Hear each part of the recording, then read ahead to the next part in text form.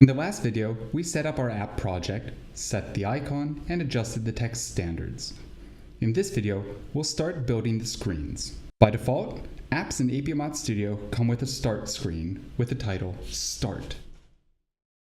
You can simply change the name of the screen by clicking on the name. We'll change it to Start Screen.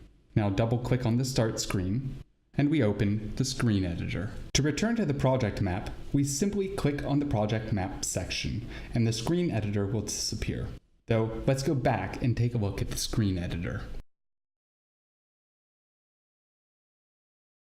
When we're designing a screen, we have a set of tools on the left-hand side, such as adding text boxes or drawing lines. The white section in the middle is a screen that we're editing. On the right-hand side, we have two columns. One to add static elements like text boxes and interactive elements, such as buttons and sliders, to our screen.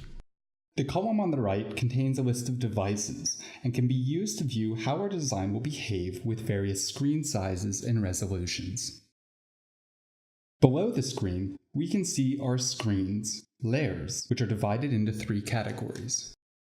First, we have the foreground. Elements in this layer will always be placed on top.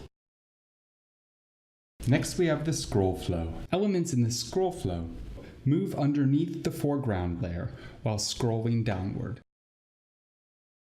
And the third layer is the background, where all elements will be below all other elements. This layer is mostly used for setting the screen's background. To prevent accidentally moving elements between layers, we can simply bind them to a layer by clicking on the lock. By double-clicking on the background layer, we can change its color, its brightness, and opacity. We'll set it to a gray color.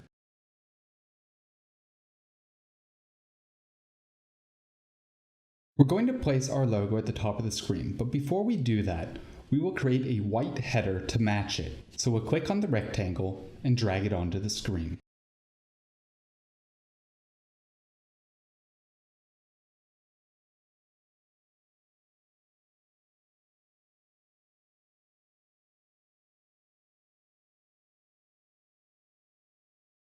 Now, to make sure the width and height of our white rectangle automatically adjusts to fit any device, we have to enter the dimension in exact pixel measurements in the layout. To see how the screen looks on various devices, you can glance at the device column to make sure everything is pixel perfect. Now that our white header looks good, we'll import our logo.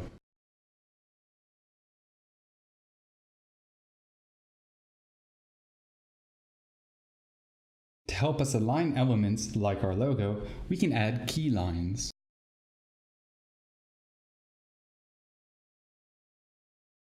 Now we'll add some more content to our screen and start with a headline. We'll do so by adding a text box and dragging it across the screen. To make sure that our text content will scroll under our logo and header, we'll add them to the scroll flow layer.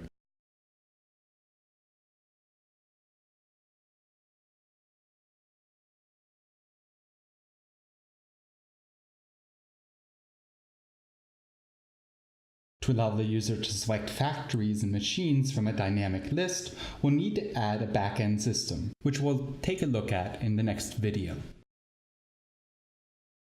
We'll also need to add a button so that users can send or submit information. We'll find the button in the Elements column, and we can customize its shape, size, and content.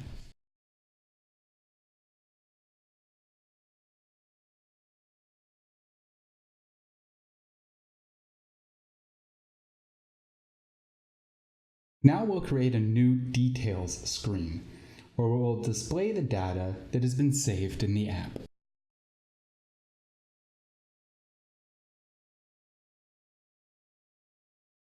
In the Details screen's header, we'll add a back button so that users can easily return to the Start screen and add additional data.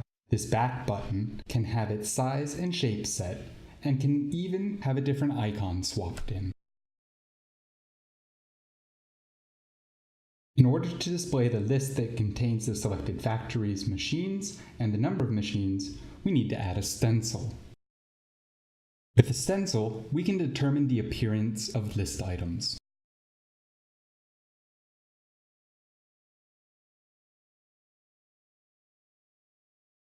We can also add images and media files, which will automatically be loaded from the backend. In the next video, we'll look at datasheets and connecting our app to the ApiOmat backend.